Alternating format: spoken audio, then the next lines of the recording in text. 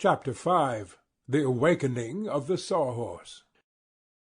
The Sawhorse, finding himself alive, seemed even more astonished than Tip. He rolled his knotty eyes from side to side, taking a first wondering view of the world in which he had now so important an existence. Then he tried to look at himself, but he had indeed no neck to turn, so that in the endeavour to see his body he kept circling around and around, without catching even a glimpse of it. His legs were stiff and awkward, for there were no knee-joints in them, so that presently he bumped against Jack Pumpkinhead, and sent that personage tumbling upon the moss that lined the roadside. Tip became alarmed at this accident, as well as at the persistence of the Sawhorse in prancing around in a circle, so he called out, "Whoa, whoa there!" The Sawhorse paid no attention whatever to this command, and the next instant brought one of his wooden legs down upon Tip's foot so forcibly that the boy danced away in pain to a safer distance, from where he again yelled, "Whoa, whoa, I say!" Jack had now managed to raise himself to a sitting position, and he looked at the Sawhorse with much interest. "I don't believe the animal can hear you," he remarked. "I shout loud enough, don't I?" answered Tip angrily. "Yes, but the horse has no ears," said the smiling Pumpkinhead. "Sure enough," exclaimed Tip, noting the fact for the first time. "How, then, am I going to stop him?" But at that instant the Sawhorse stopped himself, having concluded it was impossible to see his own body. He saw Tip, however, and came close to the boy to observe him more fully. It was really comical to see the creature walk, for it moved the legs on its right side together and those on its left side together, as a pacing horse does, and that made its body rock sideways like a cradle. Tip patted it upon the head and said, "Good boy, good boy," in a coaxing tone, and the Sawhorse pranced away to examine with its bulging eyes the form of Jack Pumpkinhead. "I must find a halter for him," said Tip, and having made a search in his pocket, he produced a roll of strong cord. Unwinding this, he approached the Sawhorse and tied the cord around its neck, afterward fastening the other end to a large tree. The Sawhorse, not understanding the action, stepped backward and snapped the string easily, but it made no attempt to run away. "He's stronger than I thought," said the boy. "and rather obstinate, too." "Why don't you make him some ears?" asked Jack. "Then you can tell him what to do." "Oh, that's a splendid idea," said Tip. "How did you happen to think of it?" "Why, I didn't think of it," answered the Pumpkinhead. "I didn't need to, for it's the simplest and easiest thing to do." So Tip got out his knife and fashioned some ears out of the bark of a small tree. "I mustn't make them too big, he said as he whittled. or the horse would become a donkey." "How is that?" inquired Jack from the roadside. "Why, a horse has bigger ears than a man, and a donkey has bigger ears than a horse," explained Tip. "Then, if my ears were longer, would I be a horse?" asked Jack. "My friend," said Tip gravely, "you'll never be anything but a pumpkinhead, no matter how big your ears are." "Oh," returned Jack, nodding. "I think I understand." "If you do, you're a wonder. remarked the boy. But there's no harm in thinking you understand. I guess these ears are ready now. Will you hold the horse so I can stick them on?"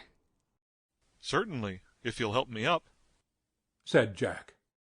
So Tip raised him to his feet, and the Pumpkinhead went to the horse and held its head, while the boy bored 2 holes in it with his knife-blade and inserted the ears.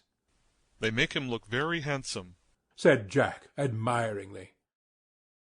But those words, spoken close to the Sawhorse, and being the first sounds he had ever heard, so startled the animal that he made a bound forward and tumbled Tip on one side and Jack on the other.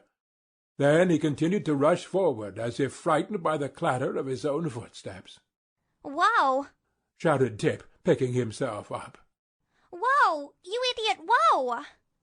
The Sawhorse would probably have paid no attention to this, But just then it stepped a leg into a gopher hole, and stumbled head over heels to the ground, where it lay upon its back, frantically waving its 4 legs in the air. Tip ran up to it. "You're a nice sort of horse, I must say," he exclaimed. "Why is it you didn't stop when I yelled whoa?" Does whoa mean to stop? asked the Sawhorse in a surprised voice, as it rolled its eyes upward to look at the boy. "Of course it does," answered Tip.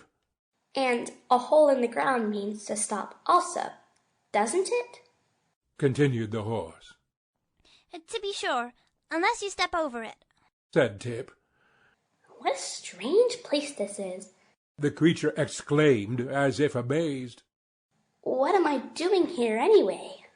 "Why, I brought you to life," answered the boy. "but it won't hurt you any, if you don't mind, and do as I tell you." Then I will do as you tell me. replied the Sawhorse humbly. But what happened to me a moment ago? I don't seem to be just right some way. "You're upside down, explained Tip. but just keep those legs still a minute, and I'll set you up again." How many sides have I? asked the creature wonderingly. "Several, said Tip briefly. but do keep those legs still."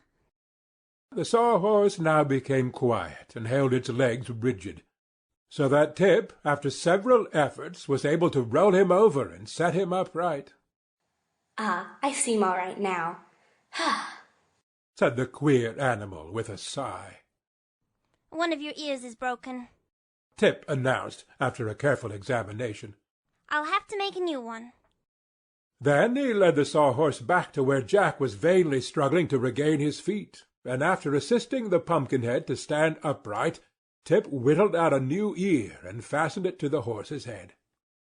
"Now," said he, addressing his steed, "pay attention to what I'm going to tell you. Whoa means stop. Get up means go faster. Trot means go as fast as you can. Understand?" I believe I do. returned the horse. "Very good. We're all going on a journey to the Emerald City to see His Majesty the Scarecrow, and Jack Pumpkinhead is going to ride on your back, so he won't wear out his joints." I don't mind. said the Sawhorse. Anything that suits you suits me. Then Tip assisted Jack to get upon the horse. "Hold on tight, he cautioned. or you might fall off and crack your pumpkin head."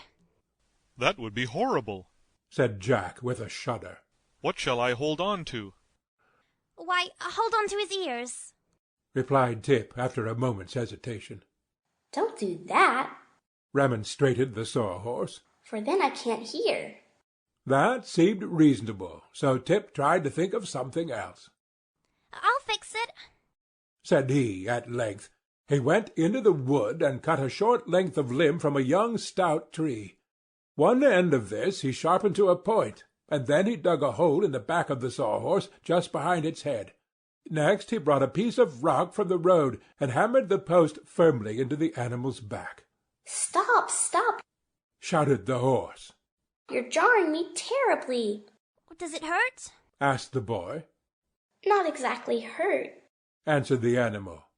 but it makes me quite nervous to be jarred. "Well, it's all over now. said Tip encouragingly. Now, Jack, be sure to hold as fast to this post, and then you can't fall off and get smashed." So Jack held on tight, and Tip said to the horse, "Get up." The obedient creature at once walked forward, rocking from side to side as he raised his feet from the ground. Tip walked beside the Sawhorse, quite content with this addition to their party. Presently he began to whistle. What does that sound mean? asked the horse. "Oh, don't pay attention to it. said Tip. I'm just whistling, and it means I'm pretty well satisfied."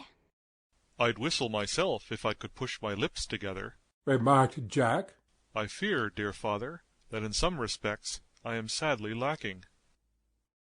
After journeying on for some distance, the narrow path they were following turned into a broad roadway, paved with yellow brick.